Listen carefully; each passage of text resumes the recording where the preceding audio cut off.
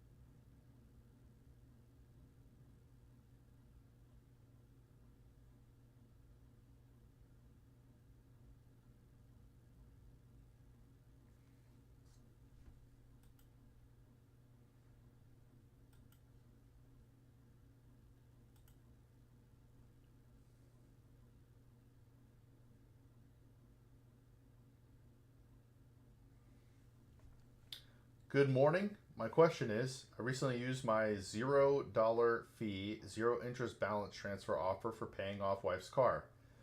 Was that a good decision? Amount was $6K and can easily pay it in time. It was 5%. To give a blanket answer, yes or no, is difficult. But in short, yes. If you can pay less interest, right, and on 6K, that's about what, $300 of interest per year, right? And that would go down as you were paying down the balance. But even $300 scaling lower, right? 300, 200, 150, 150, whatever they ended up being over the course of those amount of years, you're saving that money, right? That's less interest that you have to pay that's baked in. You just want to make sure, like you said, that you pay it off in time, because if you don't pay it off in time, then you get hit with whatever your agreed upon interest rate was to get that zero rate for the time being. So yes, I believe it is a good decision as long as it's paid off within the time frame that you were given. What other questions you got?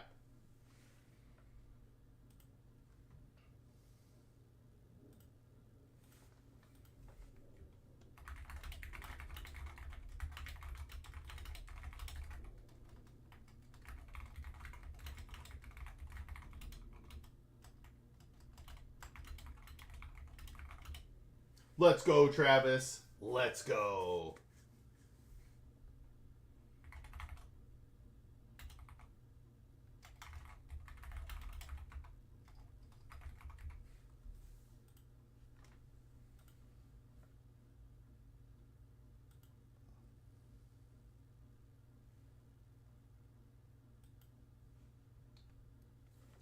And then for the rest of today, we're looking at how to pay down debt the most effectively.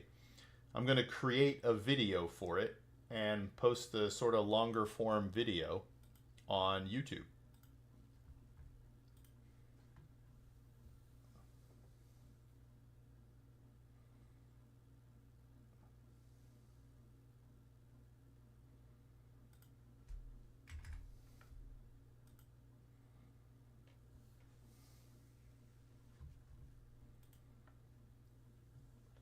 Hey, whoever liked the portrait stuff, I appreciate you.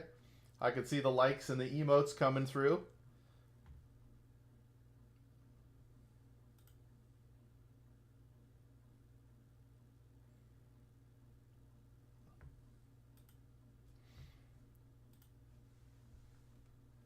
So we're going to talk about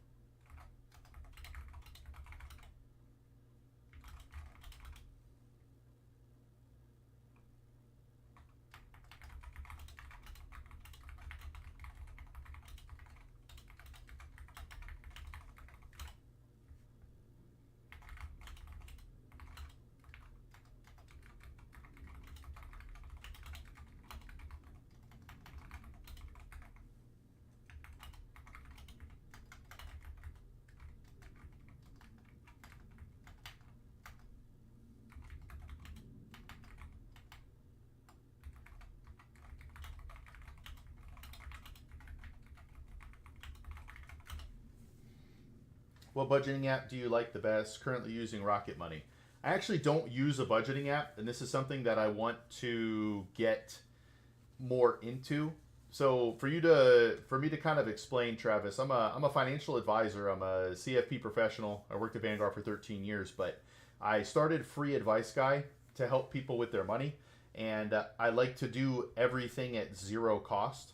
So if I were to use something like Rocket Money, and I believe they have free features, I don't want to tell people to use something that, one, I don't use, but two, that will end up costing them money to get the full benefit. So I actually use a budget spreadsheet because I'm old school. But I've heard good things about Rocket Money. What are your thoughts on Rocket Money?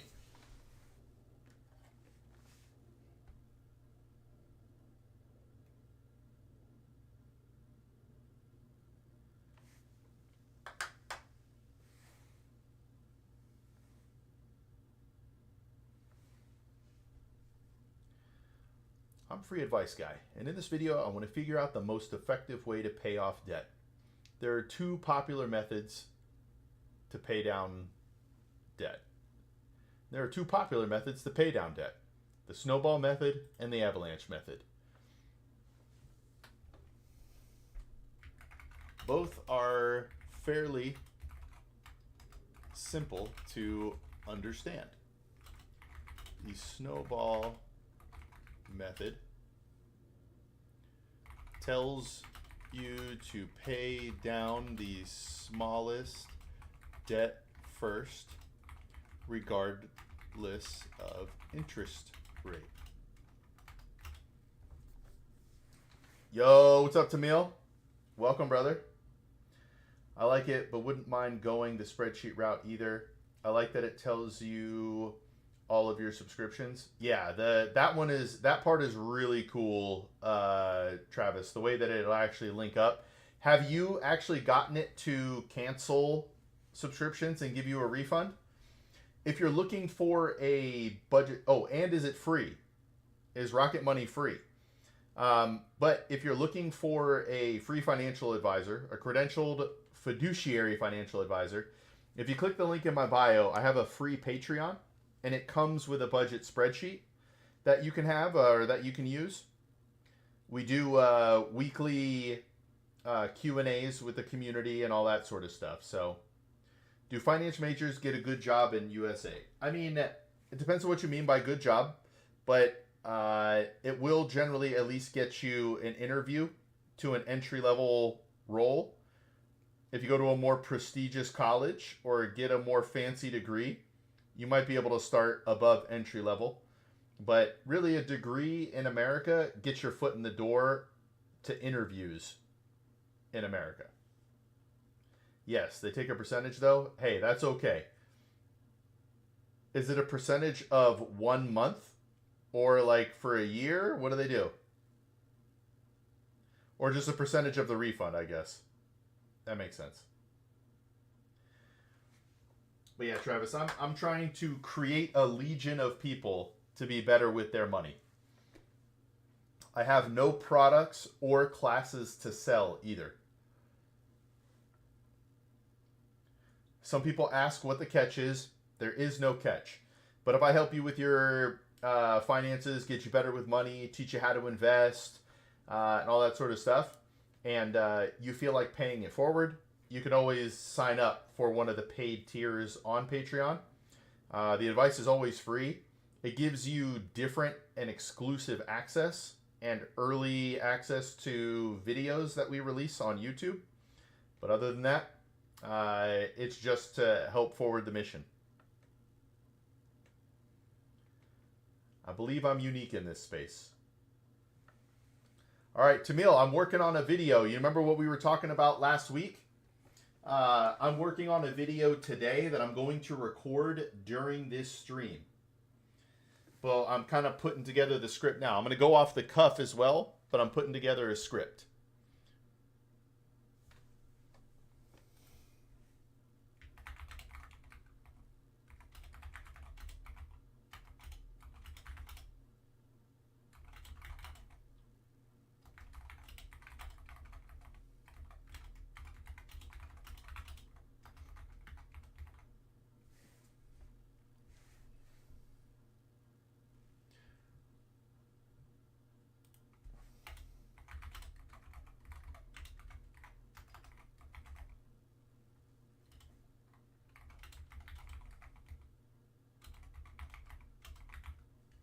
except the smallest.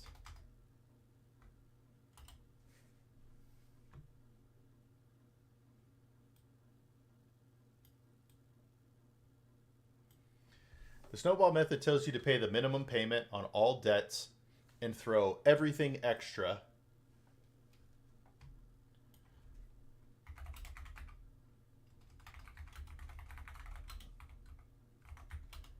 at the smallest debt.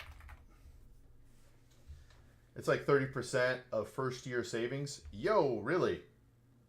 That's kind of a lot. So how many months do they get you a refund on? That's very interesting. I got to look into this. Enough people ask me about money apps that I thought about going down the path and trying to learn them. But there are so many budgeting apps that it becomes a lot. Sort of overwhelming to learn them all.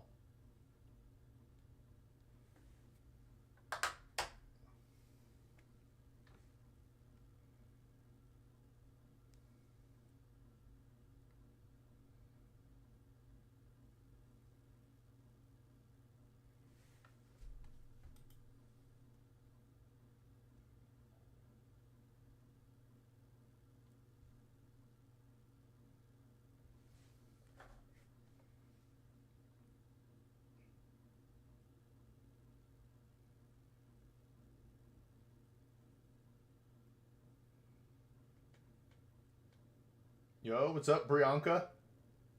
I'm doing well. How are you today? I'm writing a script right now, and then I'm going to create a video live on stream, and then I'm going to publish that video on YouTube. And I'm going to ask the haters to tell me how my thinking is wrong. Da da da da da da da.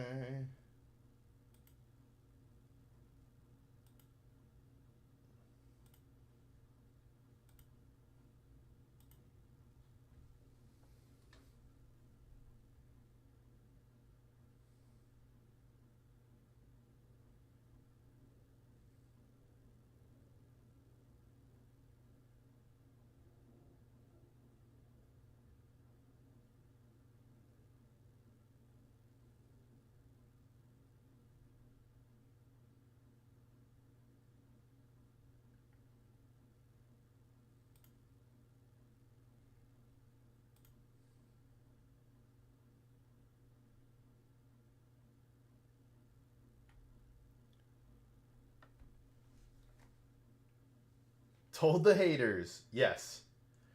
So, Brianka, how'd you find me? What sort of help are you looking for? How can I improve your life, Brianka? That is what I'm here for. To help people get better with their money.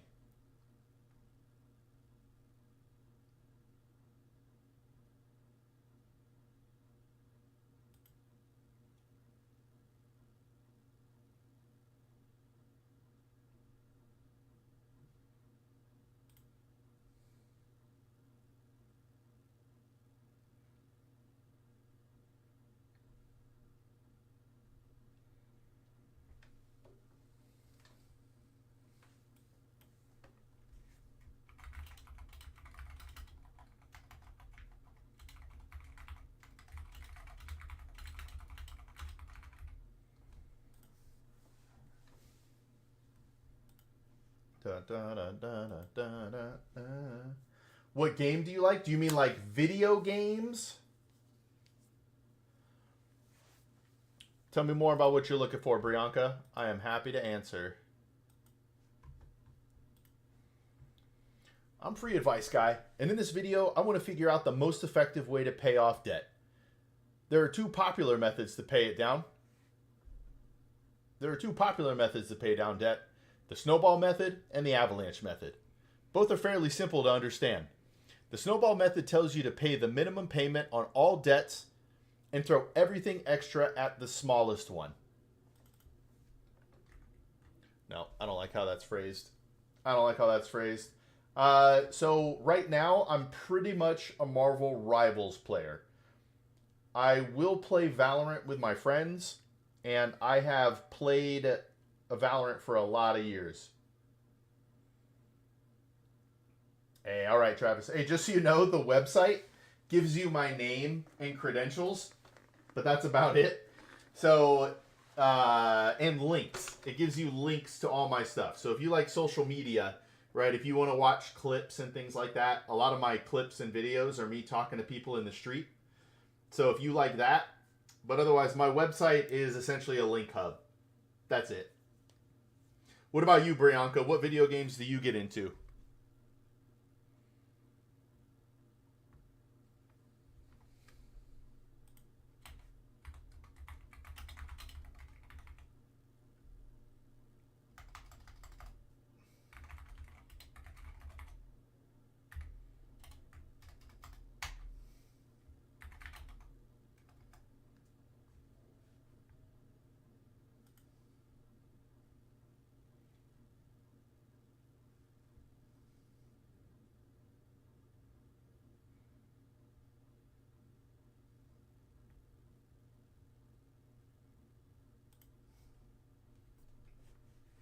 Hey, Richard Nzbanda. Thank you so much for the YouTube subscription. I appreciate you.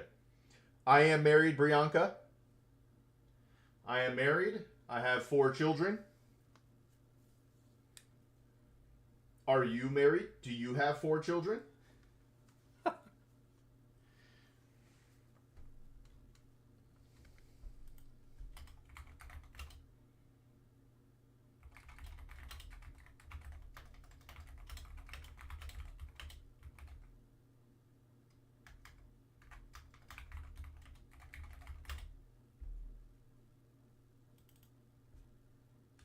Pay down the lowest balance. Roll that payment into the next lowest balance. And continue until all debts are paid off. You get faster. Ooh, I have no idea what any of that means. User HF8OJ2CRN9. That's how I came to find out about you, was those videos. Hey, let's go. All right, Travis. Did you see the shorts or the long form? Because just so you know, this channel is about to change. Literally this week is about to change drastically. It's about to change drastically. I'm going to do, this channel is becoming my experimental channel. And then I'm going to have a new sneaky hidden channel to post my long form videos. I killed myself in the algorithm, and YouTube doesn't know what I am anymore. So I'm going to use this as an experimental channel and go from there.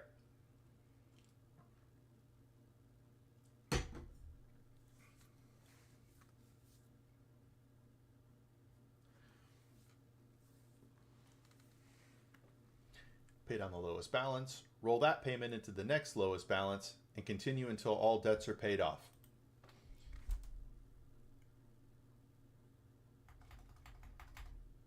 You get the satisfaction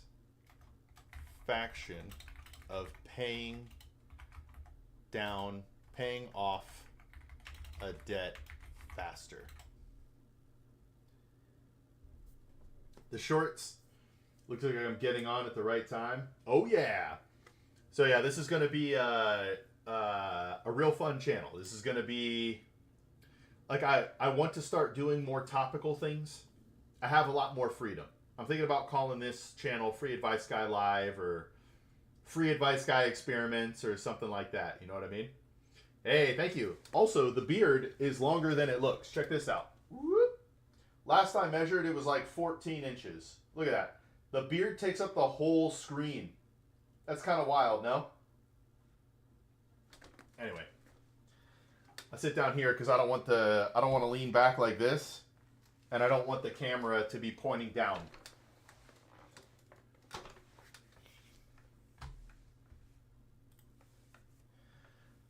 Da, da, da, da, da, da, baby.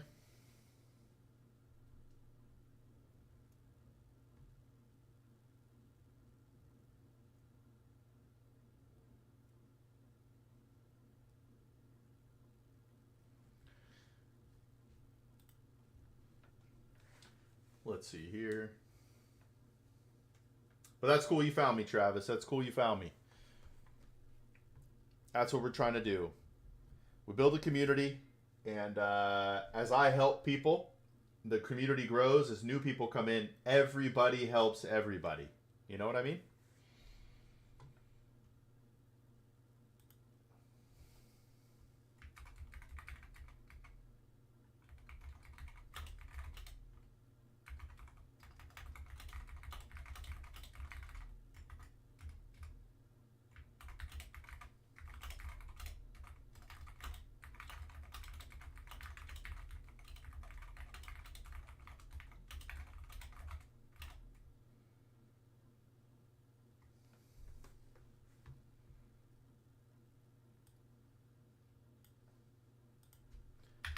The avalanche method tells you to pay off the debt with the highest interest rate first, regardless of balance. All right, hey Travis, I don't know if you're still here, if anybody's interested in this. So I'm going to say this to you guys. It'll help jog my brain because I'm creating a script to do this video here on stream. But how do I go here? So there's two methods, right? The snowball method tells you to just pay off the smallest debt first, pay the minimums on everything, pay the smallest debt down first, roll that payment into the next one, and you keep going until you pay off all your debts. It makes emotional sense, right? You get the psychological benefit of paying off there and you get your carrot. Or the avalanche method tells you to pay down the debt with the highest interest rate first. And they say that's the most optimal way to pay down debt. And I have an issue with this. My brain won't accept this answer. And let me explain why. If you have two debts, say $1,000 at 18%, and $10,000 at 12%. The $1,000 debt is accruing approximately $180 per year or $15 per month. If you have $10,000 at 12%, that's accruing approximately $1,200 per year or $100 per month.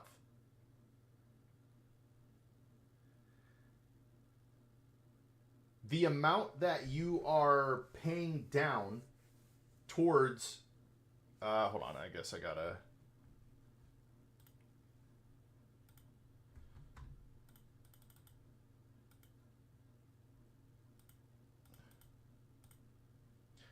$120.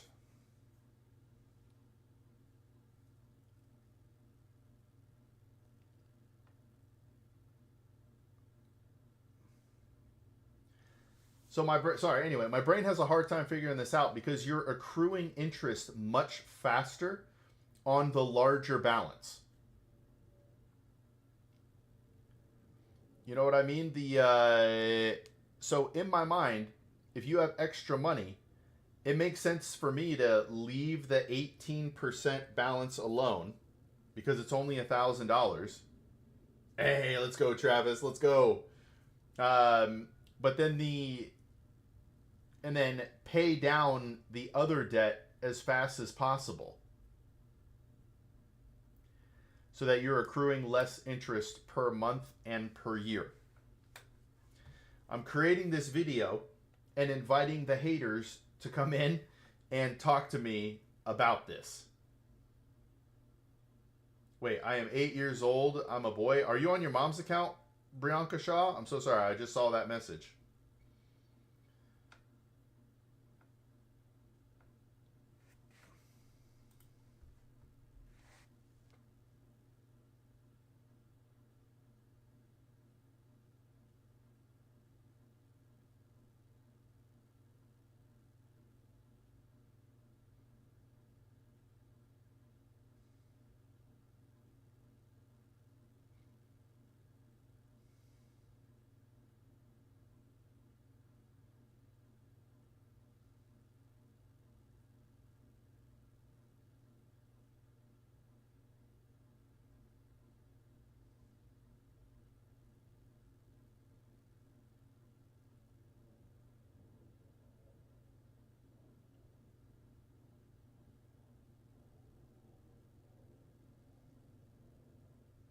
Man. So I want to figure this out. What I'm really trying to do, I'm a super efficient guy. I want to pay the least amount of debt, or the least amount of interest towards debt, and I want to help other people do that as well.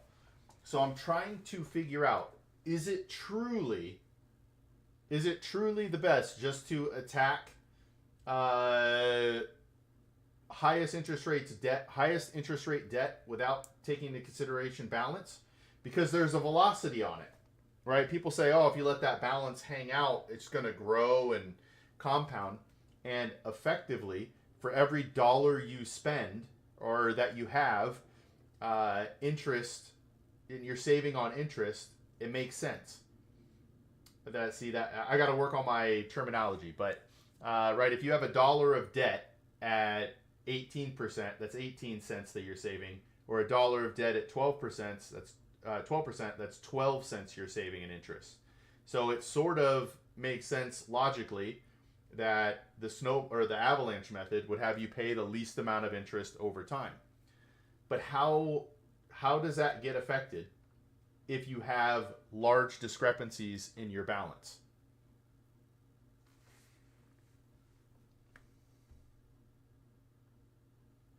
So that is what I'm trying to figure out.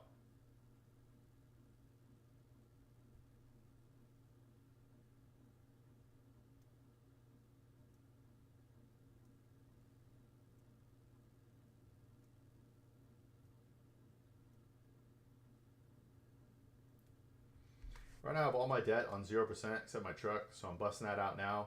I used to be debt free, but this last year was expensive. That happens, man. That happens in life. If I could give you a tip, when you get that truck paid off, start paying yourself a car payment every month. If you want to invest it like in a money market or a high yield savings account, that's great. You could be more aggressive than that, but if you have a certain time frame that you need the money, you probably don't want to be invested in stocks. Anyway, let's just get to the principle. Start paying yourself that same car payment so that when your truck it's time to die, or you want a different one, you can trade in the truck, and you can pay cash for the sorry. You could pay cash for the new truck or the new vehicle and not have to take on a loan, if that makes sense. All right, one sec.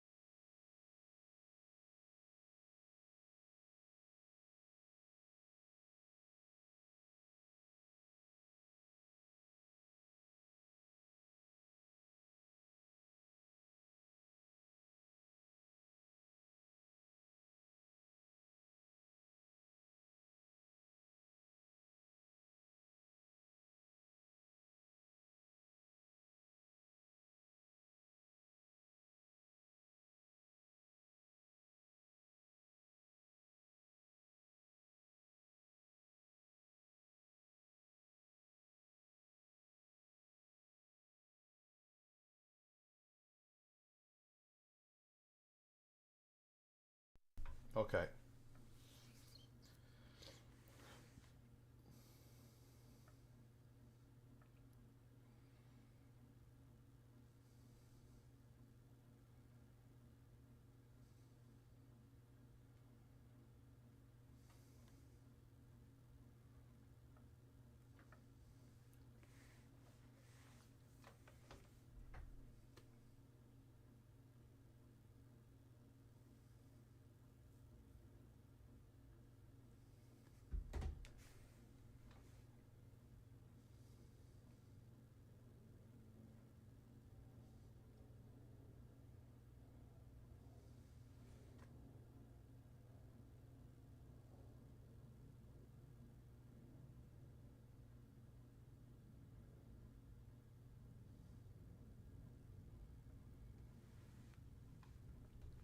All right.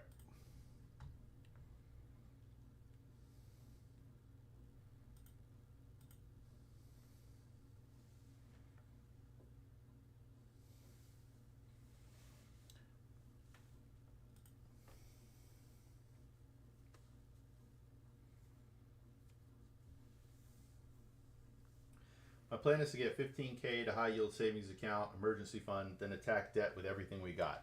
I like it. My general suggestion when it comes to an emergency fund is 12 months of basic living expenses. Some people think that's way too much cash, and you can adjust based on you and your spouse and what your situation is, job security, and all that. If 6 months makes you feel okay, that works. But 12 months gives great peace of mind because once you start spending a 6 month emergency fund, it's less than 6 months immediately. And 12 months gives you more time to, like, if you lose your job, to find a job that you love and that fits you, as opposed to a job that you have to take because you need the money. But I like it. Get some form of an emergency fund and then pay down debts aggressively.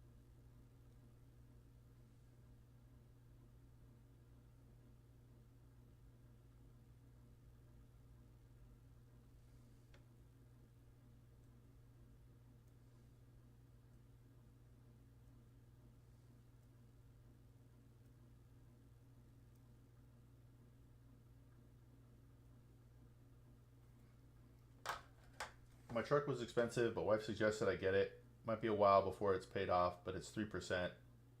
Can get out of it anytime. That's not bad.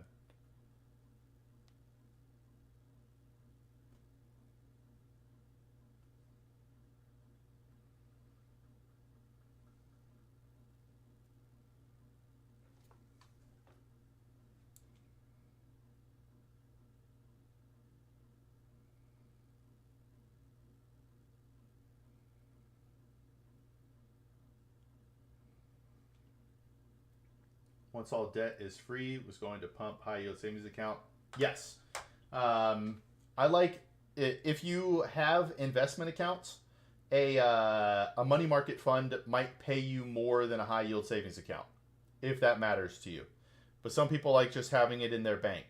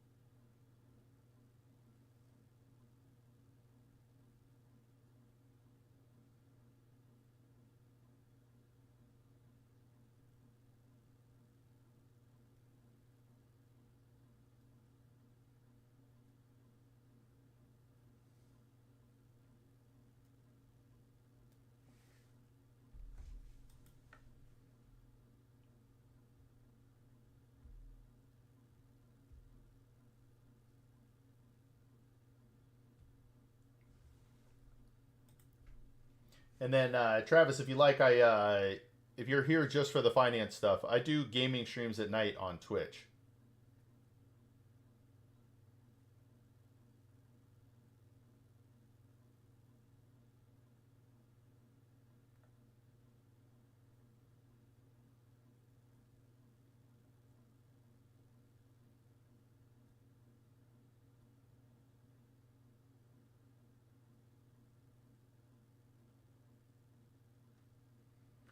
I have questions. My first is, why should I trust you to give advice? It's a really good question, Jeff. So I'm a CFP professional, which means I'm a fiduciary. I have to do what's in your best interest. I have no products or classes to sell you. I do all of this to just help people. And then I worked at Vanguard for 13 years, and I quit my job just to help people.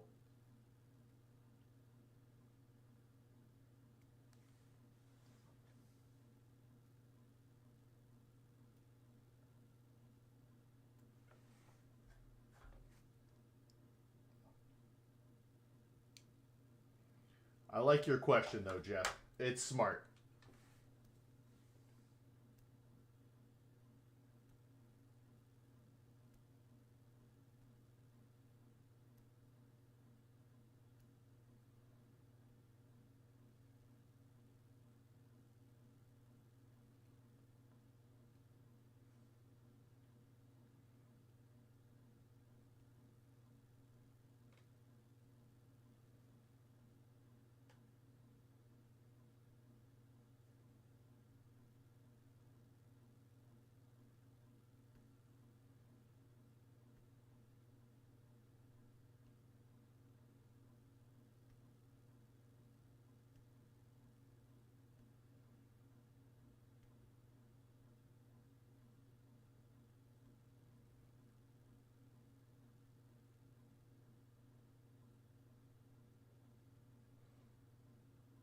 Hey, all right, 9% retirement. Is that total between you and your wife? Ideally, I don't know how old you are, Travis, but ideally, I think 20% should be saved towards retirement. Definitely more if you can. And you want to have all three buckets, right? So if it's all 401k, all right, cool. If you have all three buckets, we don't know what the tax code is going to be when you retire, but if you have 401k, traditional 401k, which is pre-tax money, Roth, which is post-tax money and taxable, then you have, what's the way to word this? You have an effective way to take distributions from your accounts that will be more tax efficient.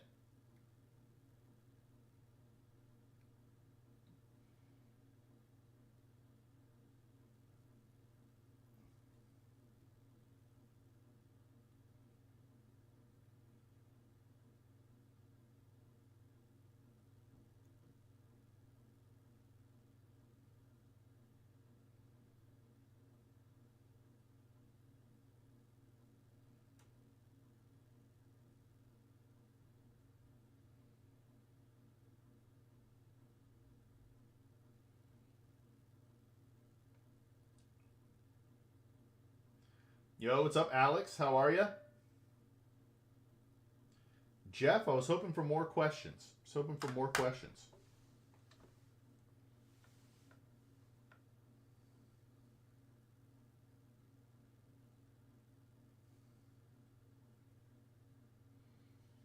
I'm in America, Alex.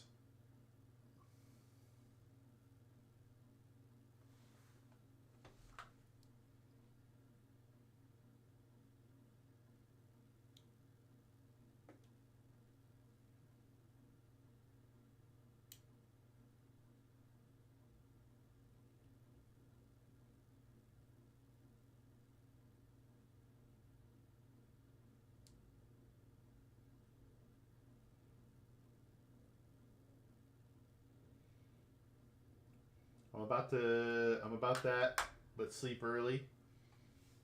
Work 2 a.m. to 4 p.m. every day. Whoo! Right now playing Arc Raiders, Fortnite, Battlefield 6. All right.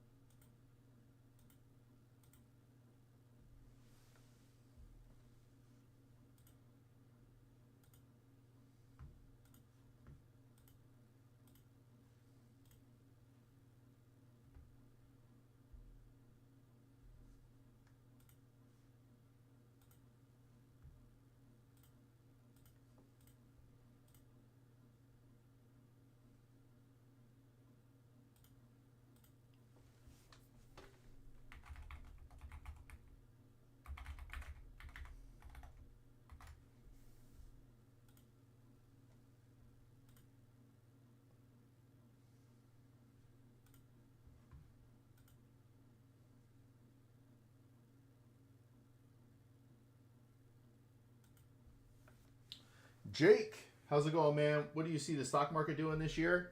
It's a really good question. But the answer is I'm 39, she's 34. I dig it. I dig it. Okay. It's really hard to say what the stock market's going to do, Jake.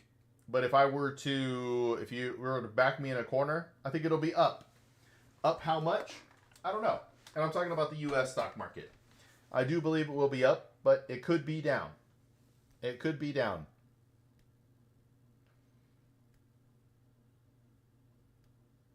All right, 18%. I like it.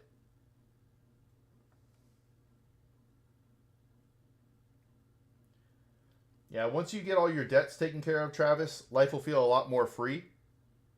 Then you start stockpiling your cash to buy your next car, saving more for retirement, and then you're like never in debt again. It's not bad, you know? Not bad.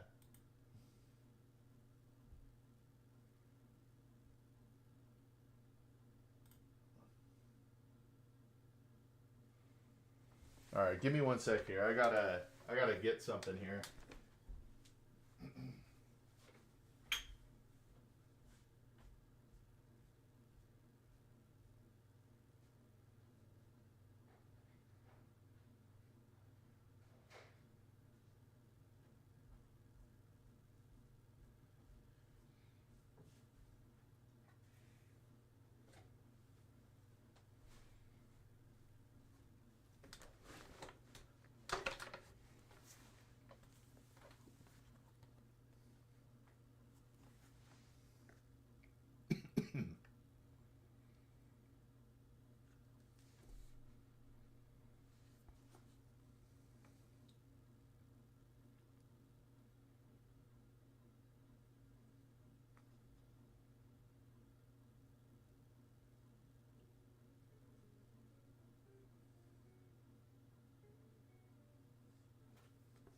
All right, did that fix all my issues?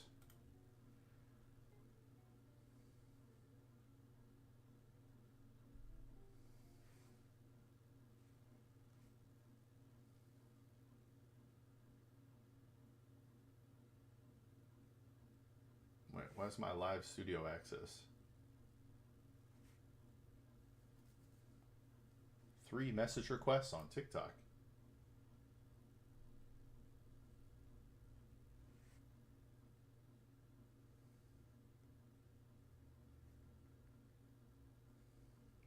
Okay.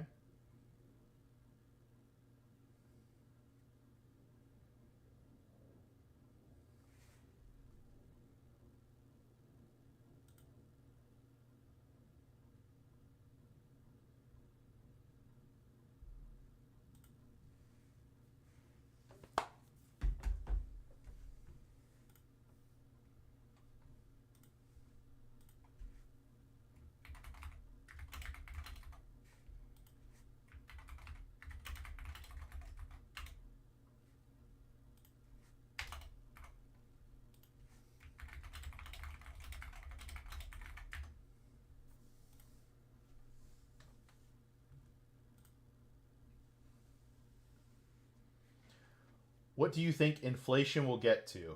This is a very interesting question. I'm not going to pretend to understand how the rates are going to go because I do believe when the next Fed chair gets in, they're going to drop rates, which means they'll be printing more money.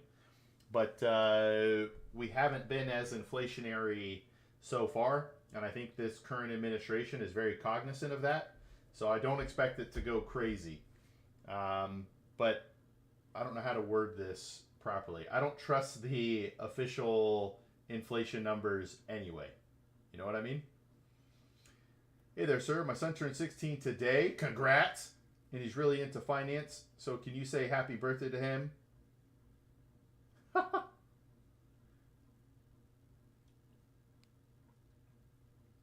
Happy birthday, Dixon. 3 good tips. Live like you're broke until you're rich.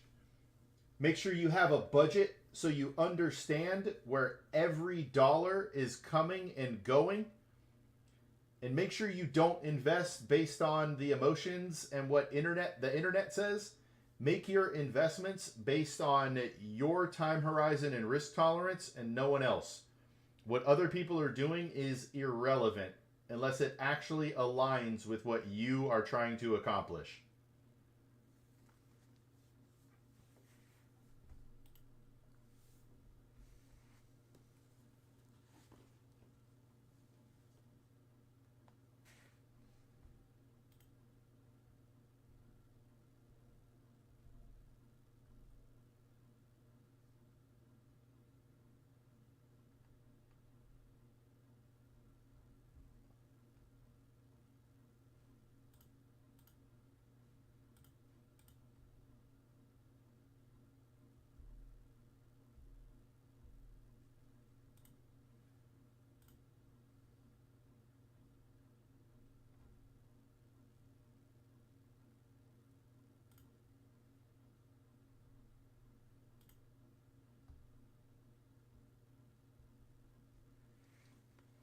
How does that work, Charles?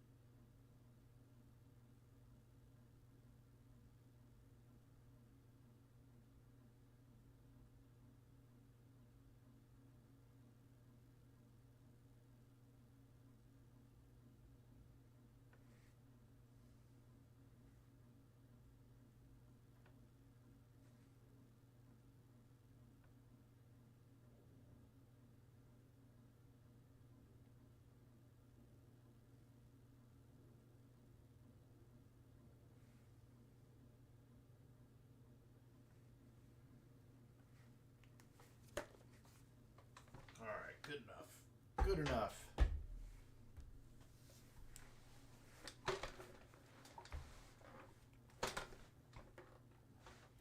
Man, Jeff came in, asked questions, and asked one question and dipped. I'm wondering if there's a delay on the stream. So maybe he asked his question and didn't think I answered fast enough.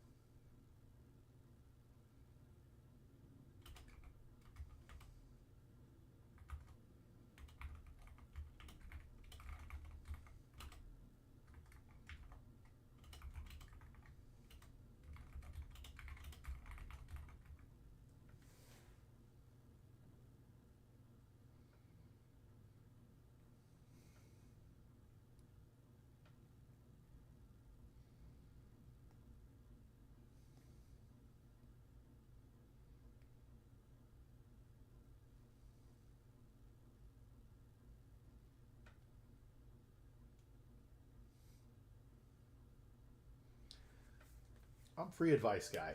And in this video, I want to figure out the most effective way to pay off debt. There are two popular methods to pay down debt, the snowball method and the avalanche method. Both are fairly simple to understand. The snowball method tells you to pay the minimum payment on all debts except the lowest balance. You throw everything extra at the smallest debt, regardless of interest rate.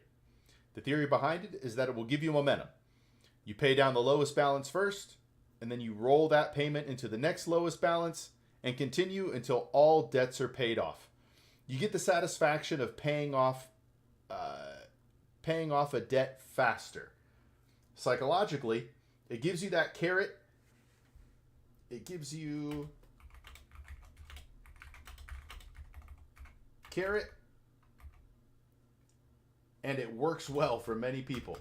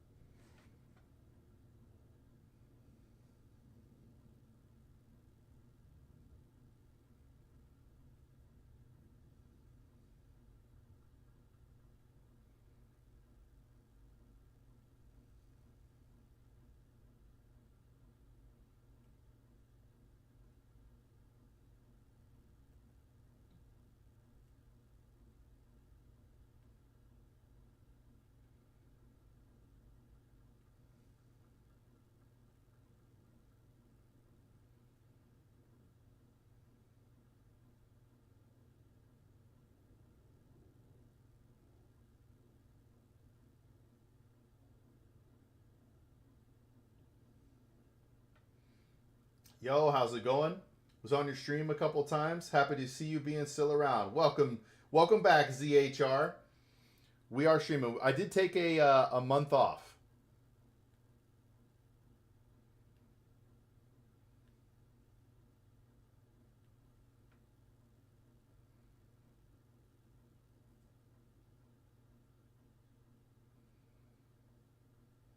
It was good. We were trying to reset the algorithm, and it did not work. So we're actually starting a new channel to release our long form videos. Hey, how are you doing? May I ask your advice on how you are doing, please, sir? I'm doing well, but I don't know that that's advice. I'm living the dream, Jasper. I'm married with 4 kids, and I every day wake up with the purpose of helping people get better with their money. I'm living my dream. How about you? I hope you're doing well.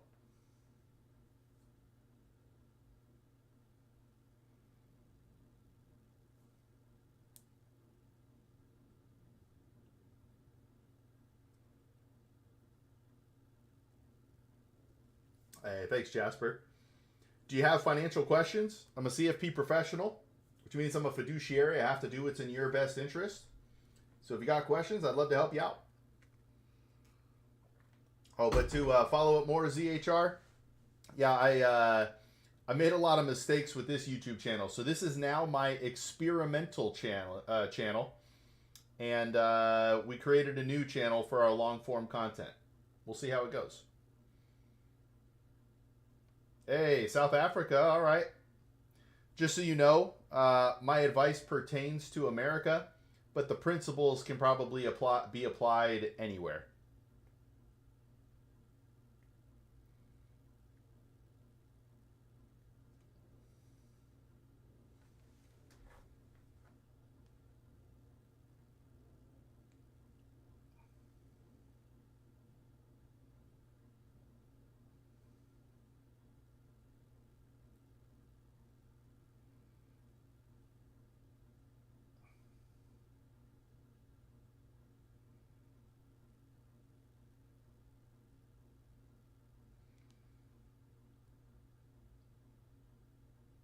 Hey, good to meet you, Jasper. Good to meet you.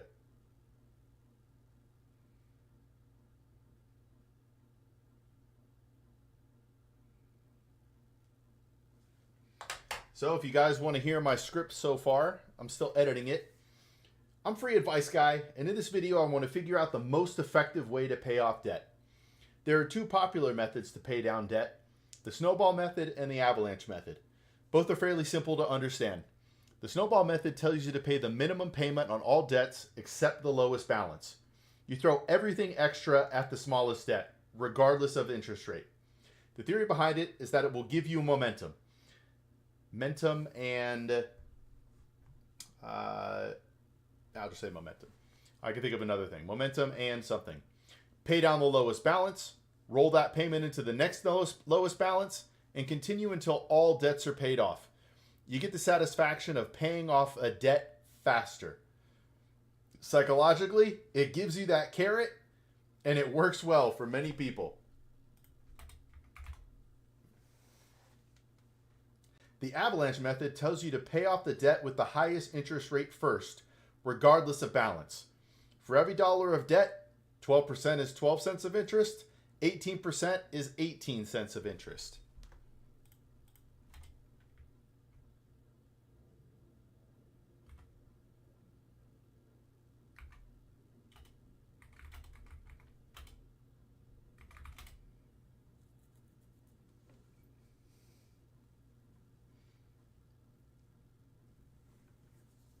Hey, thanks, CHR. But what I'm actually trying to find, is there a better way or a different way to pay less interest?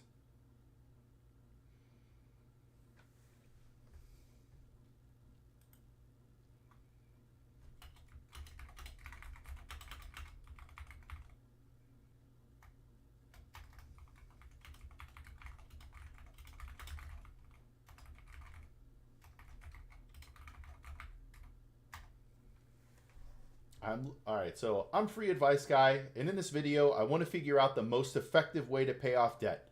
I'm looking to dig deeper than the conventional thinking. Alright.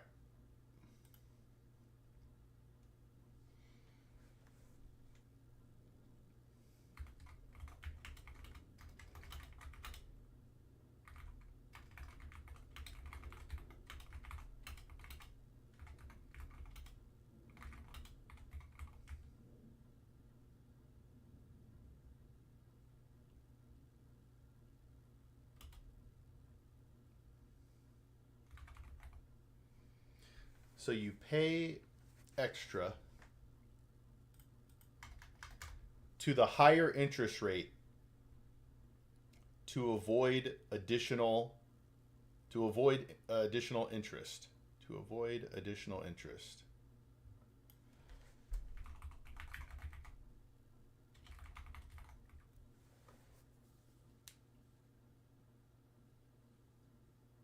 What's the square root of -1?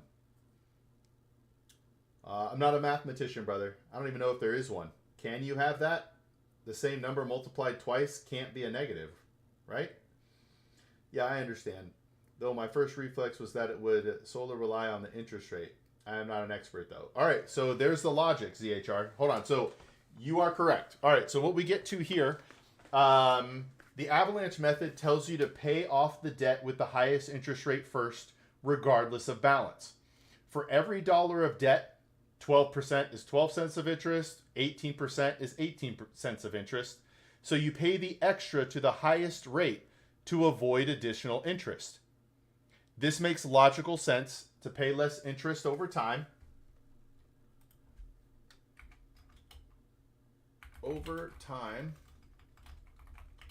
And to pay down debt faster. But are there scenarios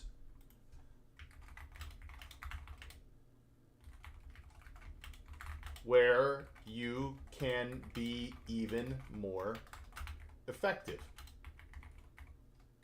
All right, so these are the ones I have here. So say you have a $10,000 balance at 12% and a $1,000 balance at 18%. The $10,000 balance is accruing approximately $1,200 per year in interest, or $100 per month.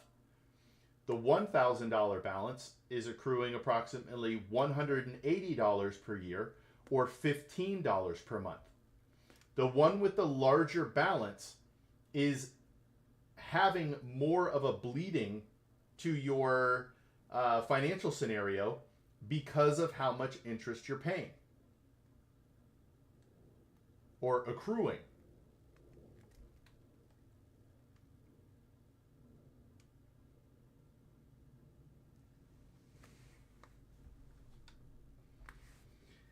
Mainly invest in S&P 500 for work, 401k, Roth, and dividend investing and brokerage. Would you recommend any changes? All right, so I'd have to have like a real conversation with you to actually get into recommendations, but I will point out some things about your portfolio that I noticed. Number one, the S&P 500 is only the 500 largest stocks in the United States. For the last 10 plus years, it's dominated, and essentially the top 7 stocks have dominated the US stock market. You are missing the entirety of small and mid cap stocks in the US stock market. That's another like 2,800 stocks that you are missing. So I don't have a problem with the 500 index fund, but you're betting that those 500 stocks will do better than the entire US and international stock market for the entire time you work. Before the last 10 years, small and especially small cap stocks have outperformed large and mid cap over time. So that's there. Now, dividend investing in your brokerage account, I would have to understand why you're doing that. Because there is a new trend right now where people are investing dividends in their taxable account so that they can accrue enough dividends to eventually replace their income. And they know once they do that, they can retire and live off the dividends. So if that's the case,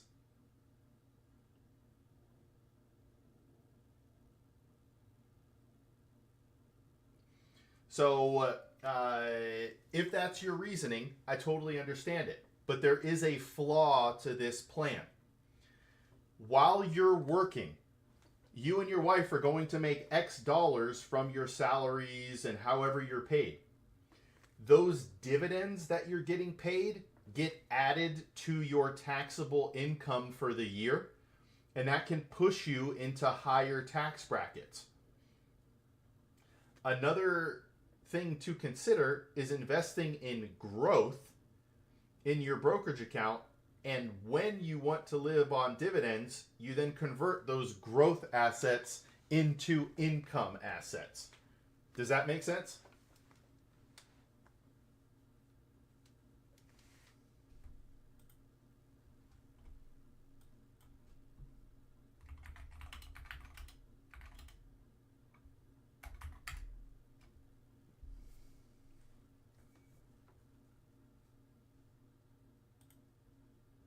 The square root of -1 is defined as the imaginary unit denoted by I.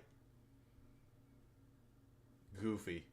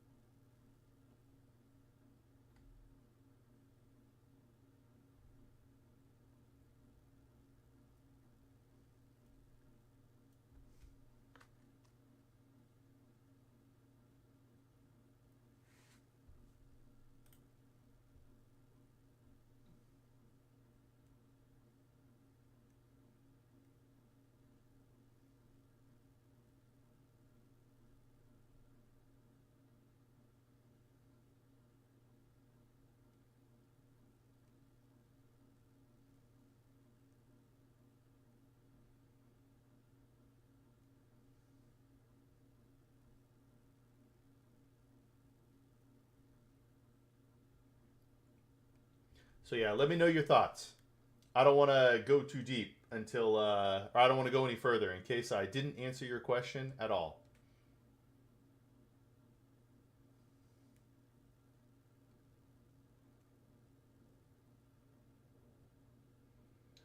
All right, let's see here. I think I have a relevant question. As a software engineer, I always wondered why people build each their own budgeting service. It takes money to build it, but I don't see how it helps. But maybe it's irrelevant now. Tell me what you mean by that. I think every company that builds a budgeting app is just trying. That's kind of like their way to get you in the door. You know what I mean? But maybe I don't understand your question.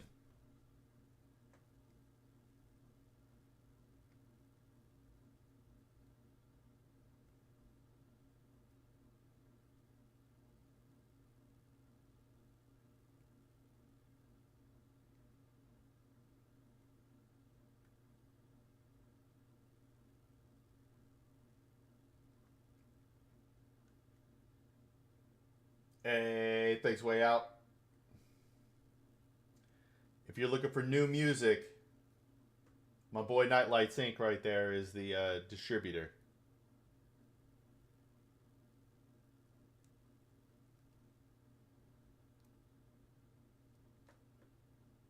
I love it. Hey, and Travis, I have a Discord, so if you ever want to have an actual conversation, we can do that. We can do it live on stream. We can do it in the Discord.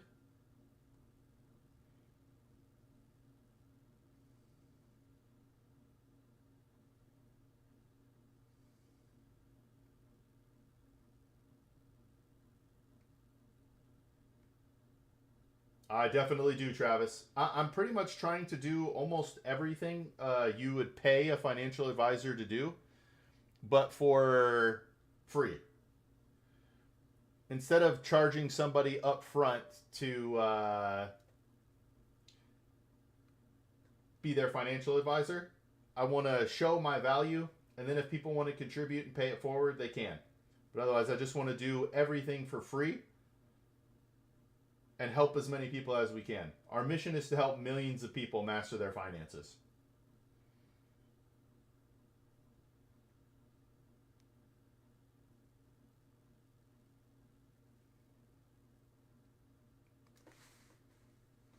One sec.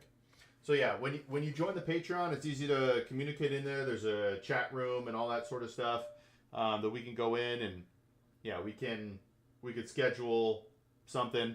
But I do a every Saturday, unless something's going on, I do a Patreon only live Q&A.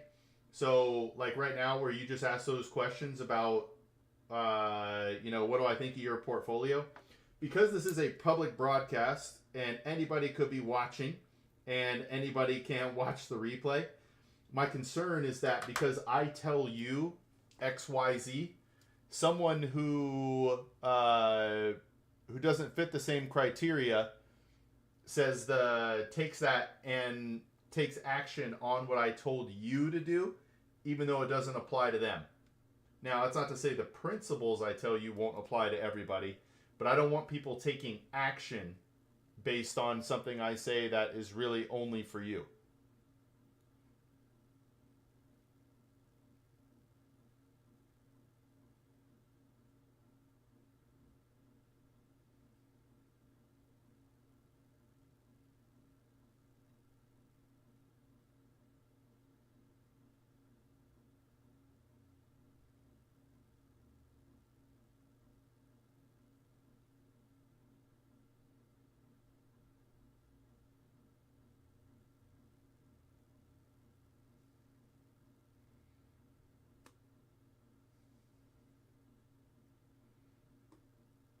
If you care about Valorant, Team Liquid just beat KC, Carmine Court.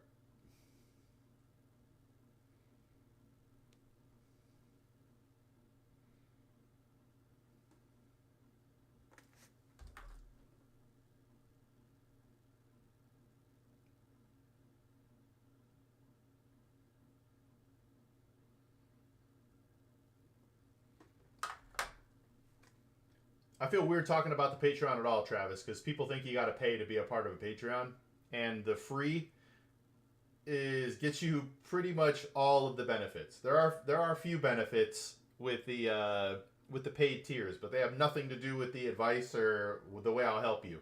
It's just like little things here to say thank you for contributing.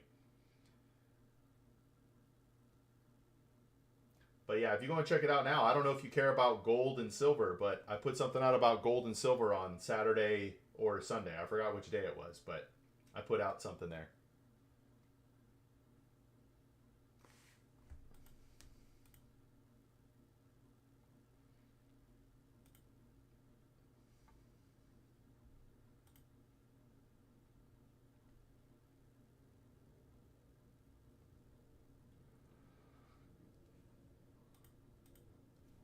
Oh, excuse me. All right, give me one sec here, bro.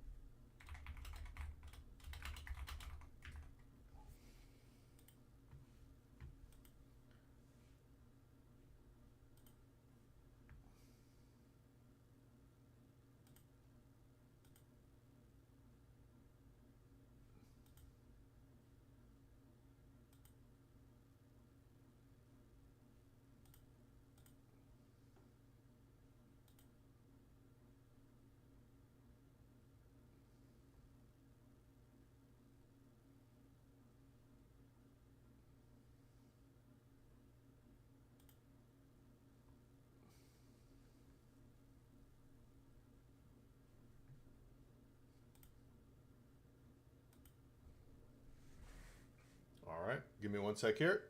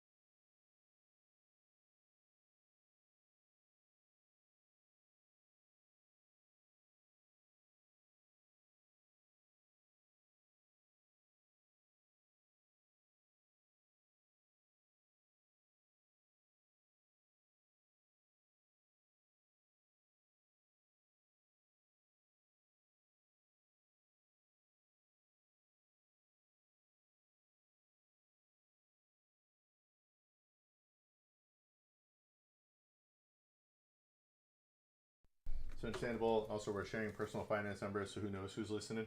Yeah, agreed. That's where the internet. Hey, let's go. That's where the internet helps because people can remain as anonymous as they want to remain. Sorry for eating on stream. Ow.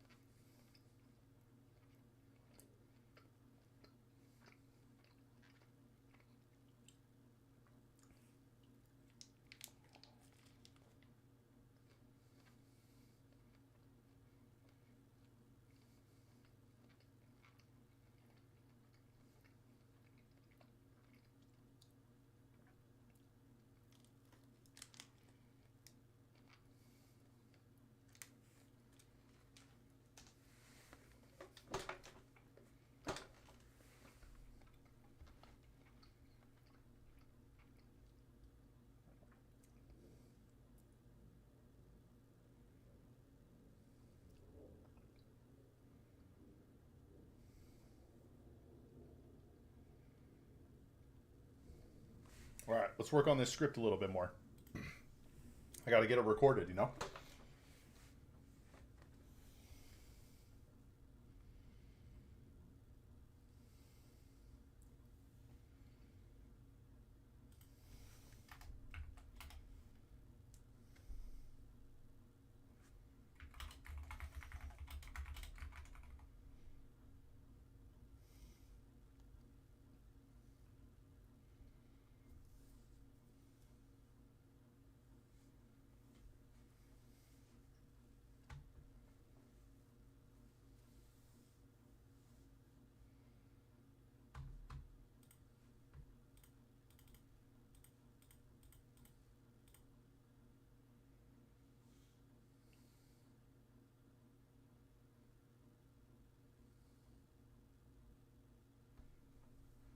Hi, bro. Can you rate a song?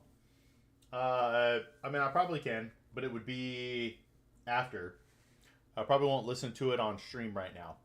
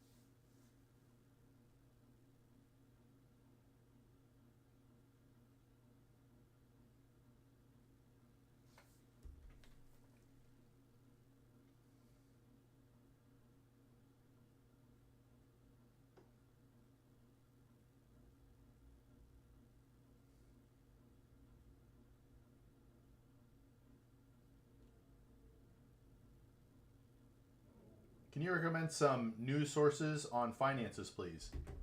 One of my favorite ones is Yahoo Finance, but I like that more because of how easy it is for you to click around different securities and things like that. As I understand, most markets rely on external factors like politics or environmental stuff and supposedly many others, but it's hard to see correlations to make educated decisions based on them. Yeah, so my approach, ZHR, is to not try and guess at the market. I own everything. I buy the entire world's market because I have no idea how or what is going to affect the market. Right? If you're trying to find what a lot of people try to do is find a needle in a haystack, I just buy the whole haystack. That way it guarantees I own that needle. Now, when you own that much more, you have a lower ceiling on your investment returns compared to a um, compared to a um,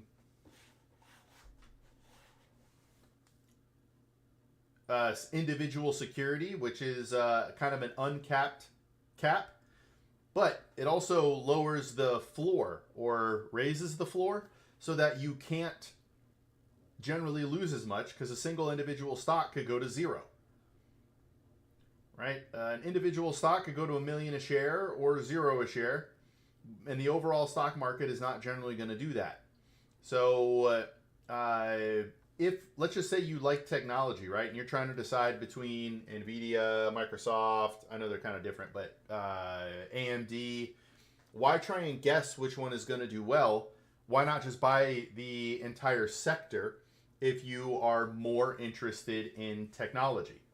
Does that make sense?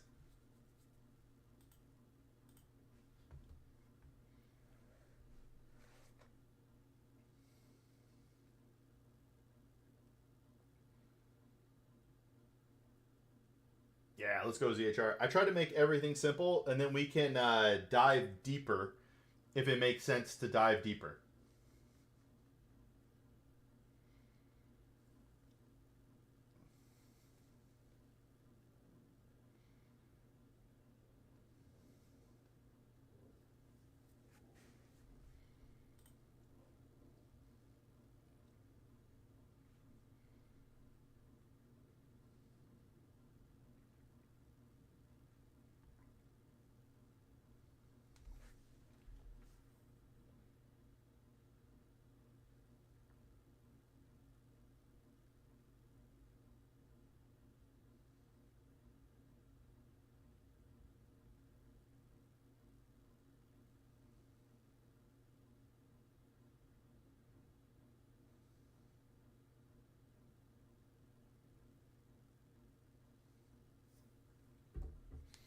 Though it might undercut the purpose of reading financial news in the first place. I am sure I'm in the wrong, but I can see it. No, that's the whole point. There is so much information out there, ZHR. Why try to digest it all?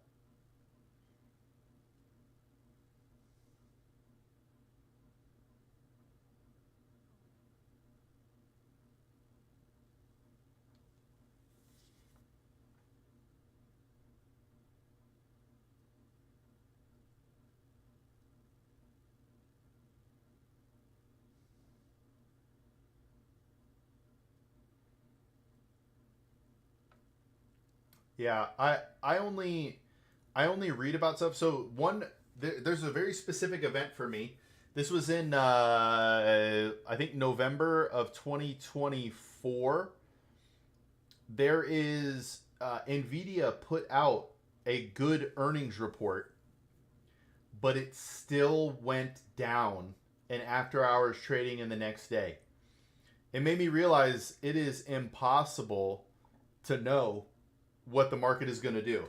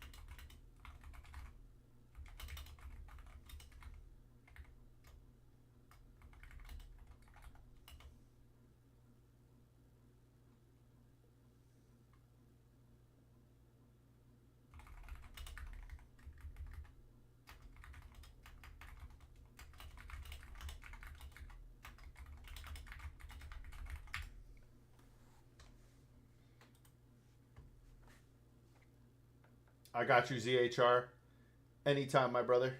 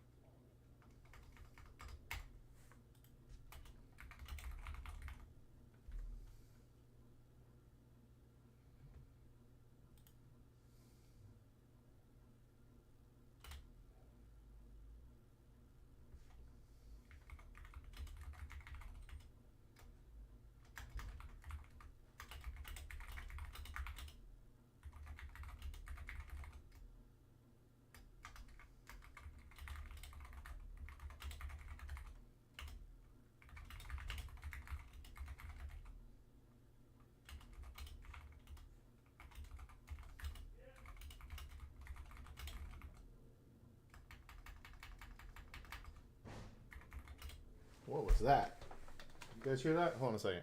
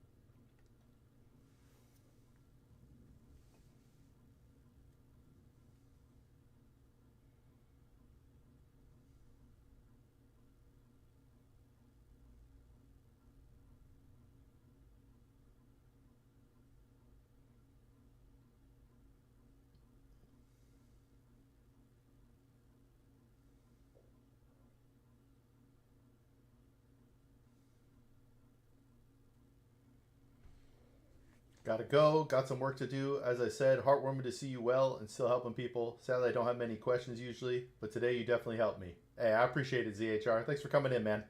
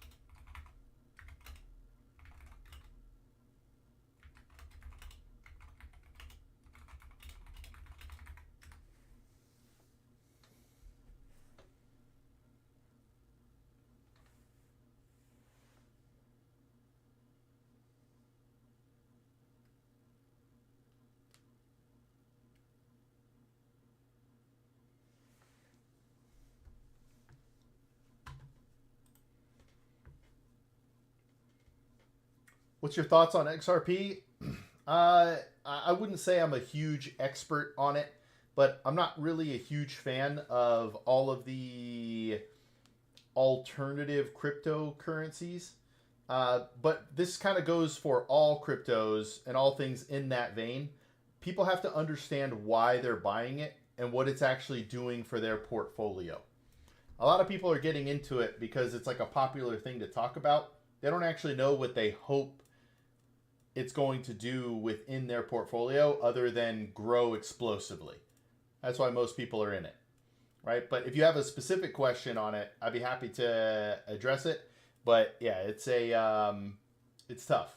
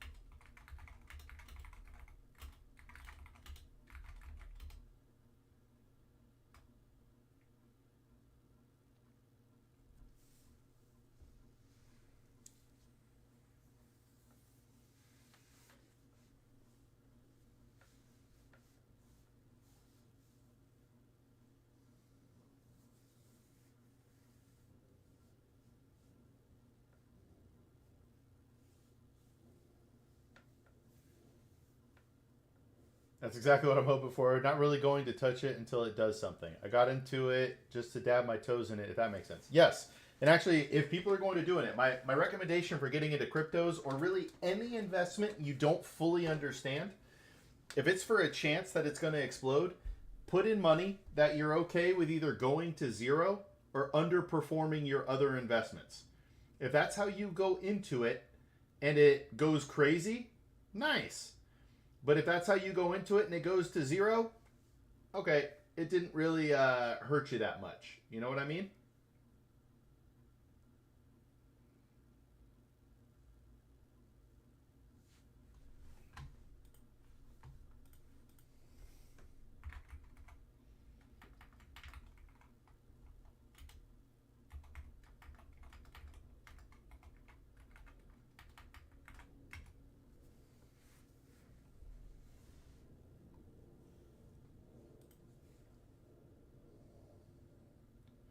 It runs on a special network called the XRP ledger, which doesn't use mining like Bitcoin.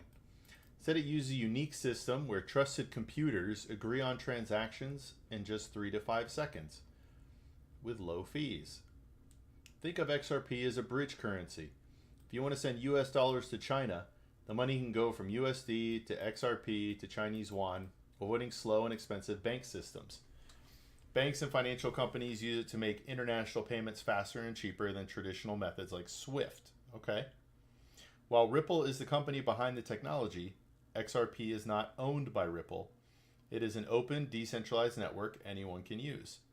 The total supply is fixed at 100 billion XRP. Okay, so it is fixed. I do like that. That means it won't be inflationary. All created at once, pre-mined, with most held in escrow by Ripple to prevent market flooding. In short, okay. So they use it as another exchange, basically.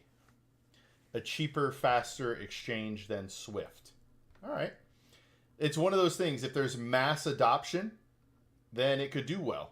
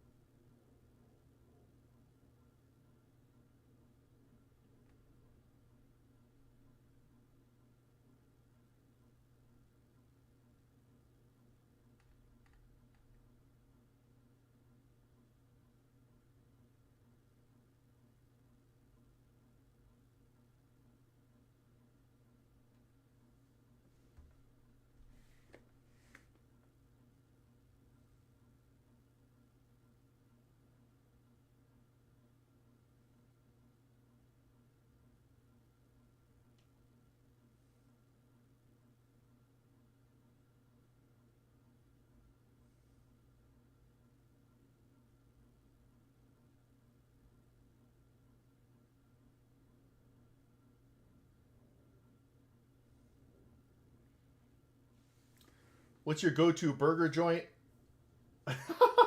Mine is also In-N-Out or Five Guys.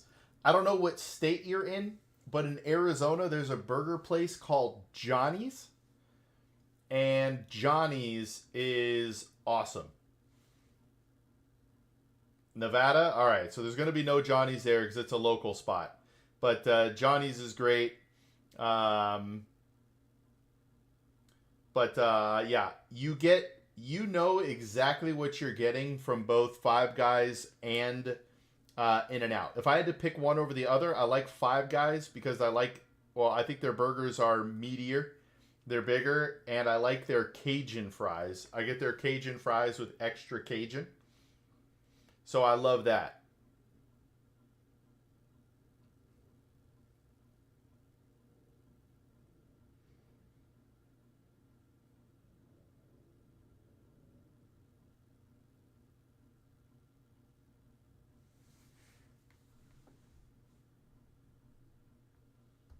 I'll have to check that out. I go to Williams, Arizona, and Kingman often. Okay, you got family there, or what? What takes you to Williams and Kingman?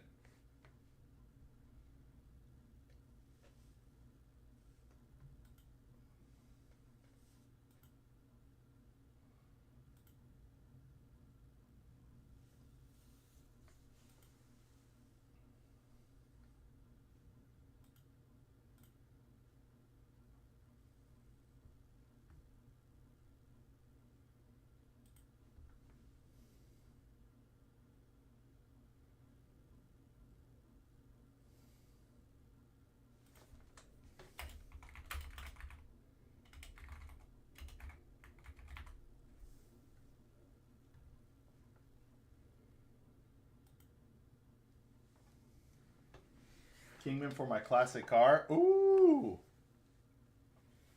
I love Arizona. We have not taken the kids to Polar Express or Arizona yet.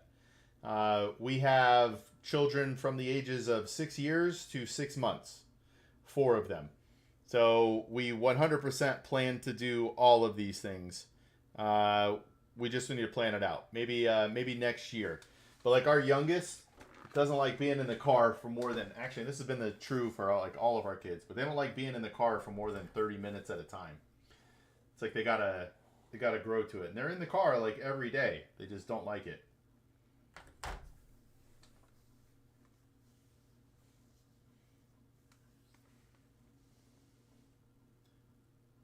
But we're probably gonna try Arizona in like Oh, actually, we're already kind of there. February or March.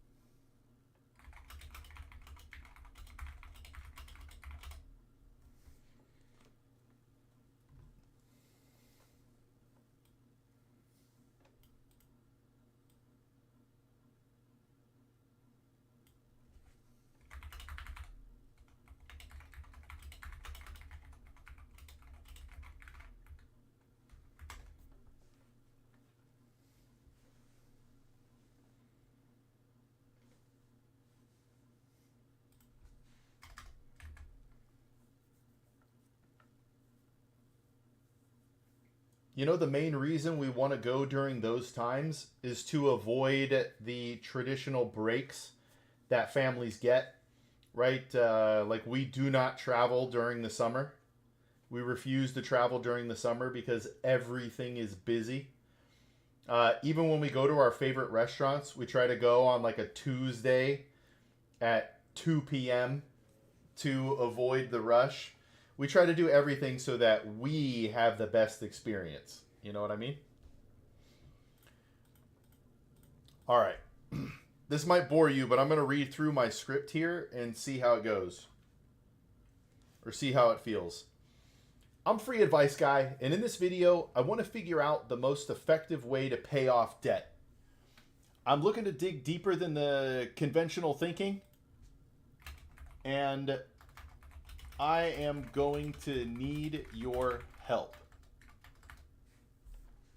There are two popular methods to pay down debt: the snowball method and the avalanche method. Both are fairly simple to understand. The snowball method tells you to pay the minimum payment on all debts except the lowest balance. You throw everything extra at the smallest debt. Wait, I'm going to say lowest balance, so I keep the... You throw everything extra at the lowest balance, regardless of interest rate. The theory behind it is that it will give you momentum. Pay down the lowest balance, roll that payment into the next lowest balance, and continue this process until all debts are paid off. And continue this process until all debts are paid off. You get the satisfaction of paying off a debt faster. Psychologically, it gives you that carrot, and it works well for many people.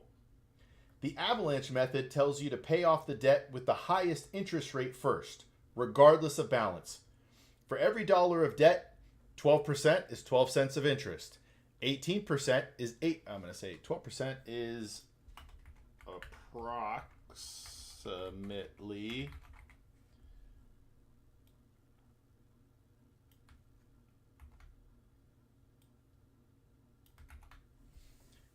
18% is approximately 18 cents of interest. So you pay the extra to the highest interest rate to avoid additional interest. This makes logical sense to pay less interest over time and to pay down debt faster. But are there scenarios where you can be even more effective? I understand the logic. It makes sense. But what about when balances have a wide discrepancy? What about real dollars that are being added to your interest? This is where I am calling all math geniuses to help. All right, hold on. I'm Free Advice Guy, and in this video, I want to figure out the most effective way to pay off debt. I am calling on all math geniuses to help the world. All right, we'll leave it there. What about the real dollar? What about the real dollars that are being added to your interest?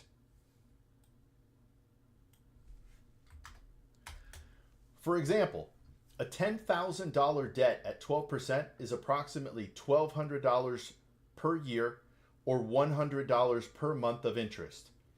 A $2,000 balance at 18% is approximately $360 per year or $30 per month in interest.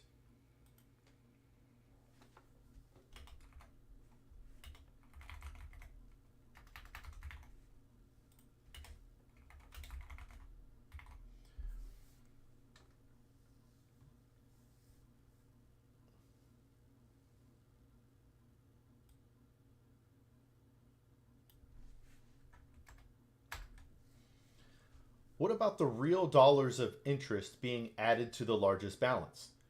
In this example, there is a $70 difference per month and an $840 difference per year of interest being added. Even if you pay the minimum balance on the smaller, even if you pay the minimum payment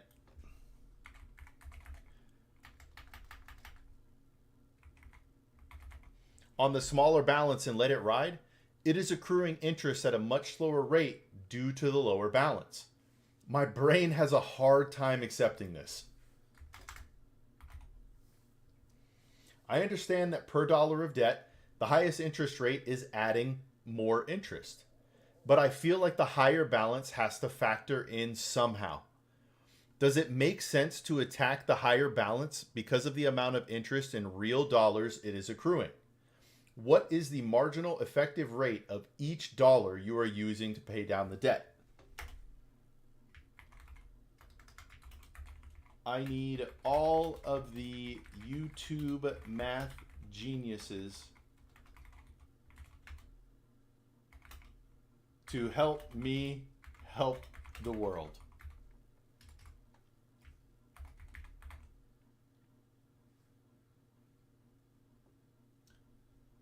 Maybe the avalanche method is truly the optimal way to pay the least amount of interest.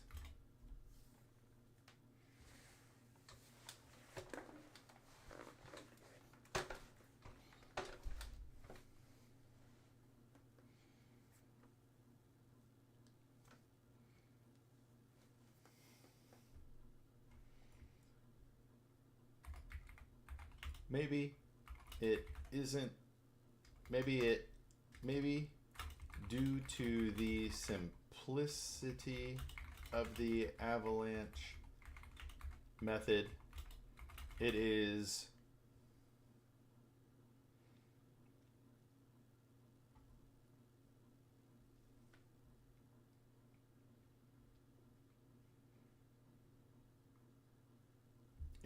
a better method than what we create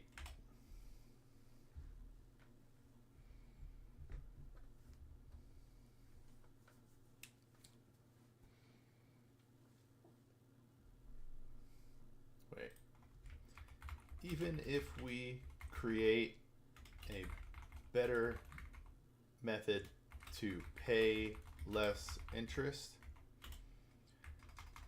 due to the simplicity of the avalanche method, maybe it is a better method.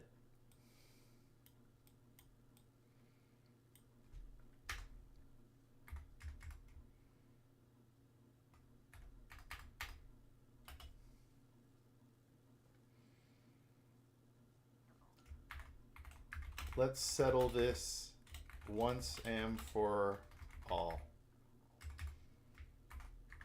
I'm Luke Halter, Free Advice Guy.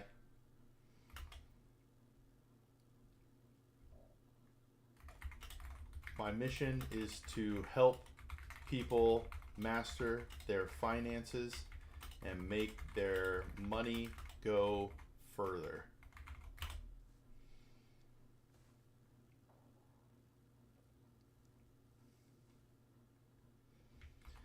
If this interests you, join the community and let's change the world together. Okay. This might be good. This might be what we go with. I'm Luke Halter, free advice guy. And in this video, I want to talk about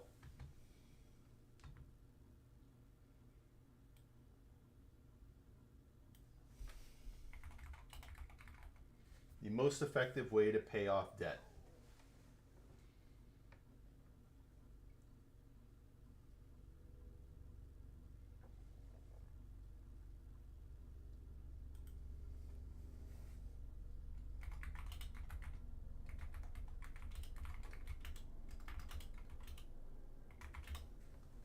Move this back here.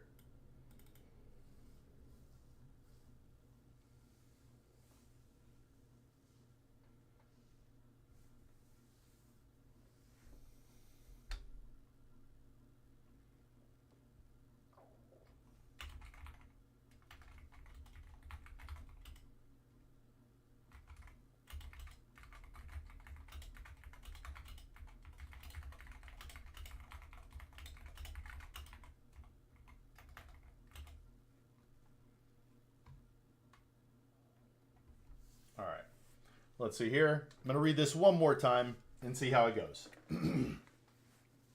I'm free advice guy, and in this video, I want to talk about the most effective way to pay off debt. I'm calling all math geniuses to help me help the world. All right, I'm calling all math geniuses to help me solve this. I'm calling all math geniuses to help me solve this. I'm looking to dig deeper than the conventional thinking, and I'm going to need your help. There are two popular methods to pay down debt: the snowball method and the avalanche method. Both are fairly simple to understand. The snowball method tells you to pay the minimum payment on all debts except the lowest balance. You throw everything extra at the lowest balance regardless of interest rate. The theory behind it is that it will give you momentum. Pay down the lowest balance, roll that payment into the next lowest balance, and continue this process until all debts are paid off. You get the satisfaction of paying off a debt faster. Psychologically, it gives you that carrot, and it works well for many people. The avalanche method is the widely accepted way to optimally pay the least amount of interest on your debt. The avalanche method tells you to pay off the debt with the highest interest rate first, regardless of balance. For every dollar of debt, 12% is approximately 12 cents of interest, 18% is approximately 18 cents of interest. So you pay extra to the highest interest rate to avoid additional interest. This makes logical sense to pay less interest over time and to pay down debt faster. But are there scenarios where you can be even more effective? I understand the logic. It makes sense. But what about when balances have a wide discrepancy?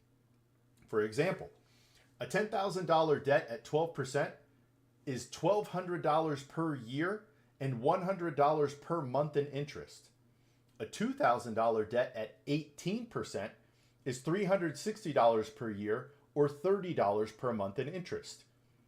What about the real dollars of interest being added to the largest balance? In this example, there is a $70 difference per month and an $840 difference per year of interest being added. Even if you pay the minimum on the smaller balance and let it ride, it is accruing interest at a much slower rate due to the lower balance. My brain has a hard time accepting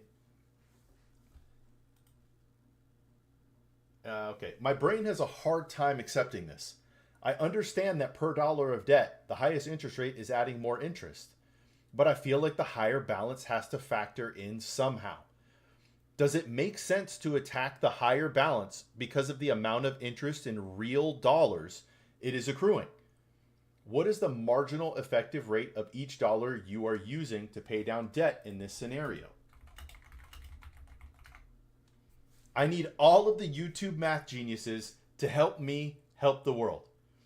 Maybe the avalanche method is truly the optimal way to pay the least amount of interest. Even if we create a better method to pay less interest due to the simplicity of the avalanche method, maybe it is better. Maybe it is a better method. Let's settle this once and for all. I'm Luke Alter, free advice guy. I hope this video was fun and helped you think deeper about how you want to pay down your debt. My mission is to help people master their finances and make their money go further.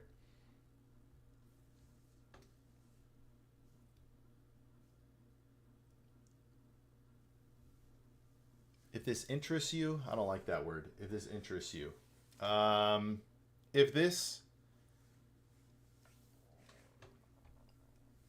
if you want to help people, join the community and let's change the world together.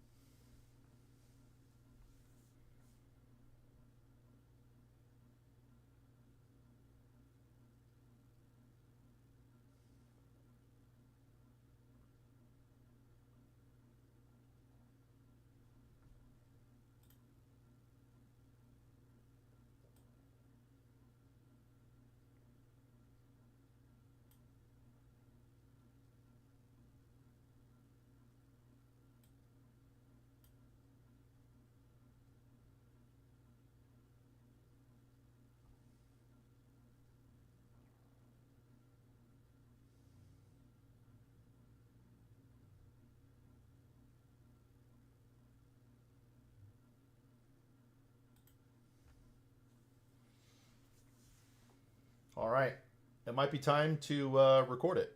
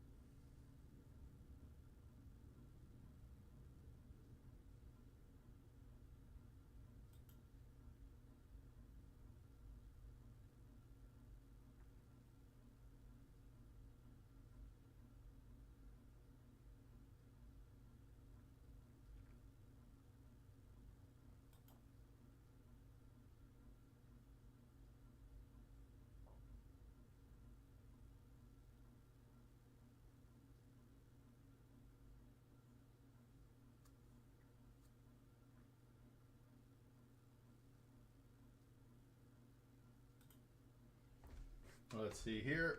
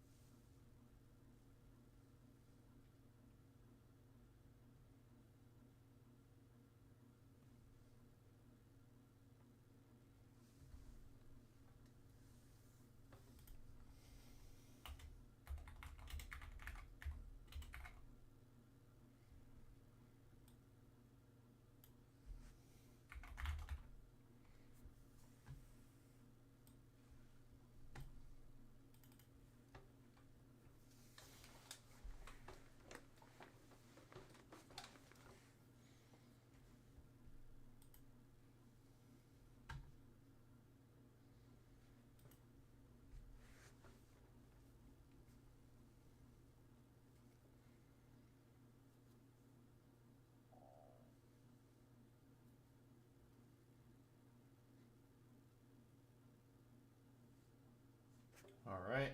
Give me a moment here. I'm going to mentally prep, and then I'm going to start recording this and see how it goes. One sec.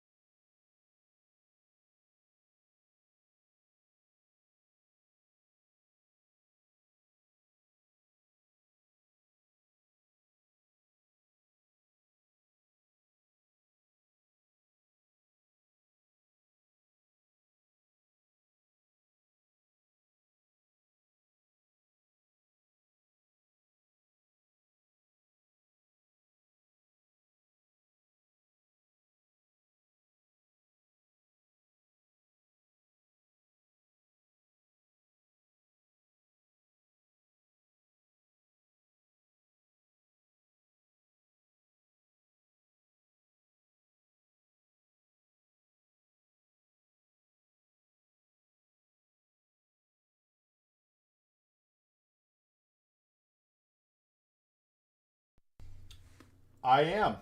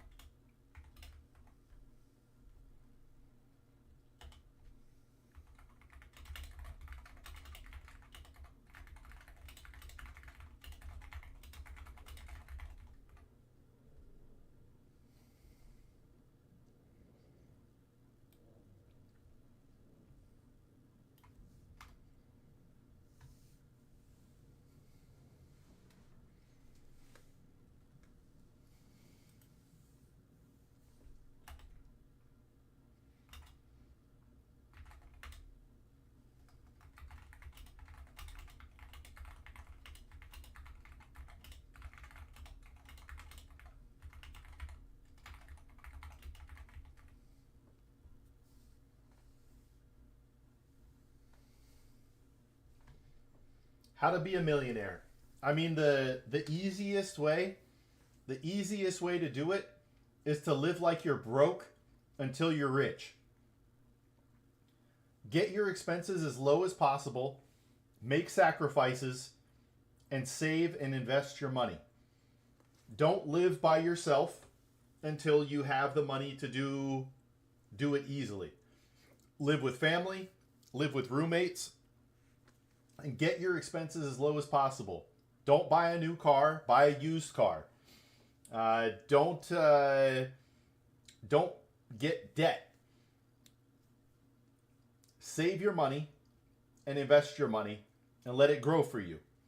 Once you have the money to start making real moves in this world, make them. Otherwise, Live like you're broke until you're rich.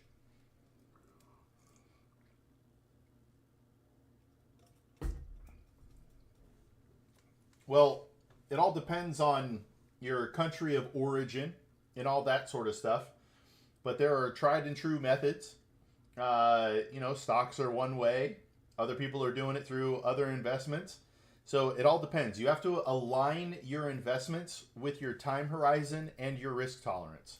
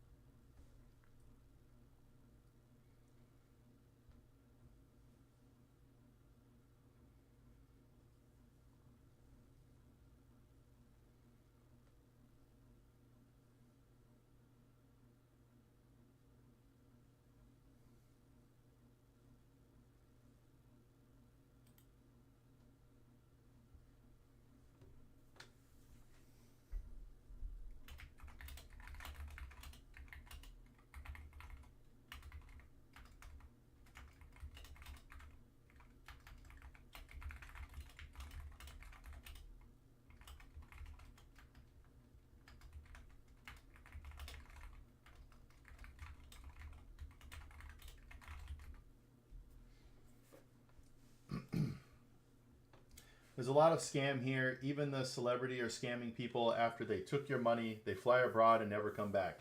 Yeah. What country are you in?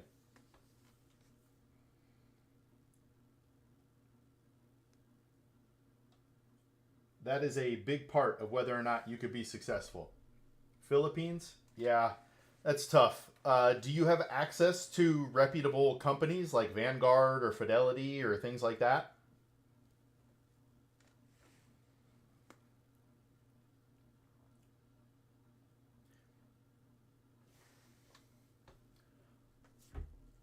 I like my bike.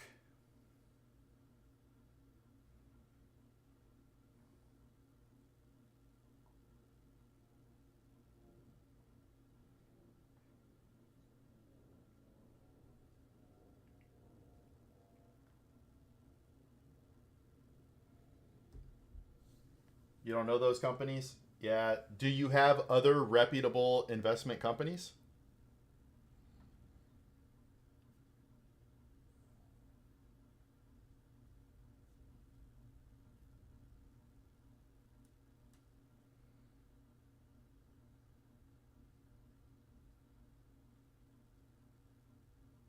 Well, in the US,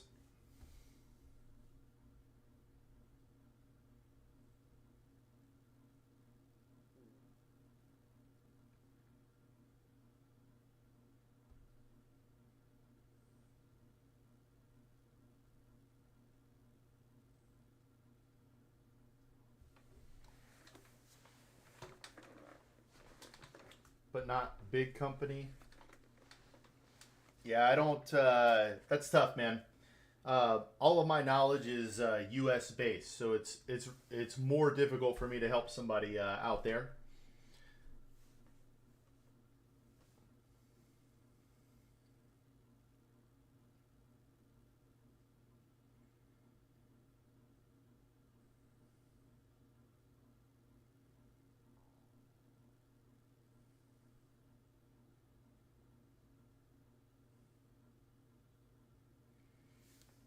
I got you, bike. I got you.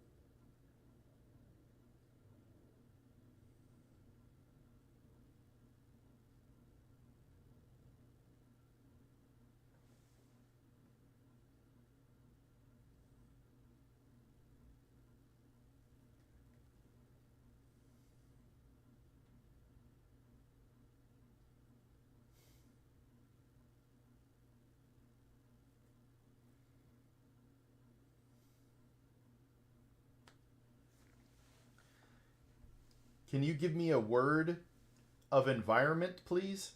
Tell me what that means, Susie.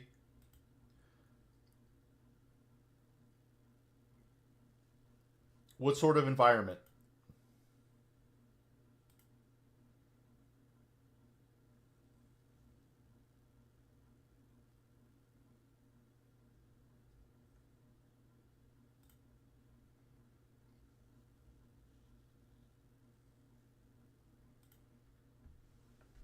Oh, encouragement. Um, Susie, life is beautiful. Step outside. Everything you see outside is beautiful.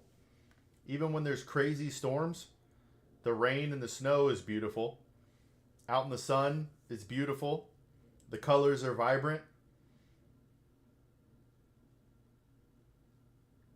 Yeah, the world's a beautiful place, man. There's lots of stuff to love, lots of stuff to be happy about and to find joy in. And if you want your mind blown, just think about the chances and the likelihood that you exist. The chances of you existing are incredibly small. I'm a Christian, but even if you don't take a Christian worldview, the chances of you existing on this ball floating around the sun, flying through space, are incredibly tiny. But you exist. How beautiful is that? How beautiful.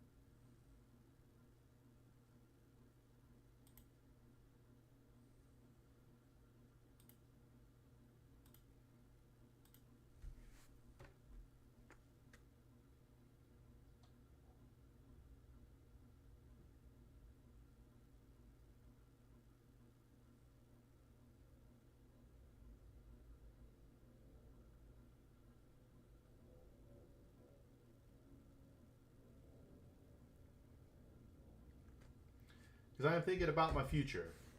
I am looking, got a lifetime partner. Hey, Susie, I love that. That is awesome. Where can I get cheap car insurance for under 25 years old? Crash, I am not sure. I am not an insurance salesman, so I do not know the best places to go. But I know there are insurance brokers out there that might be able to help you. But you could look up low-cost insurance in my area and see what comes up. Right? I know there's some out there like The General, stuff like that.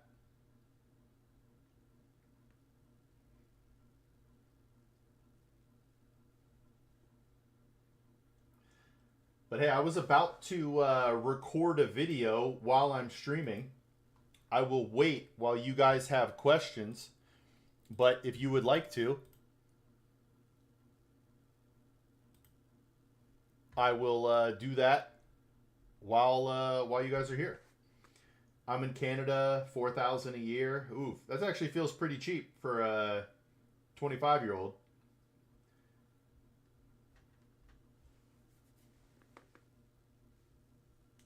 Less than $350 a month. I don't know. You're 25 though. It should start to go down there. It also depends on your driving record and all that sort of stuff as well. You know.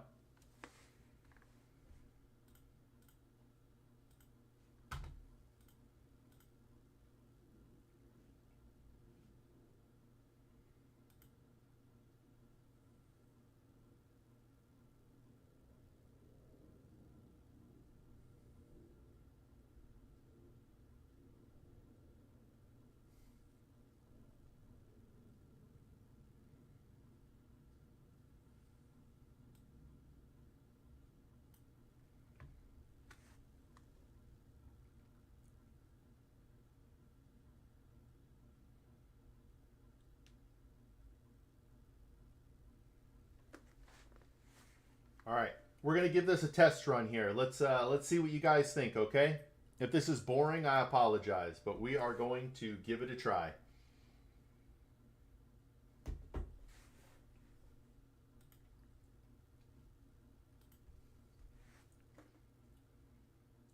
I'm Free Advice Guy, and in this video, I want to talk about the most effective way to pay off debt. I am calling all math geniuses to help me solve this. I'm looking to dig deeper than the conventional thinking, and I'm going to need your help.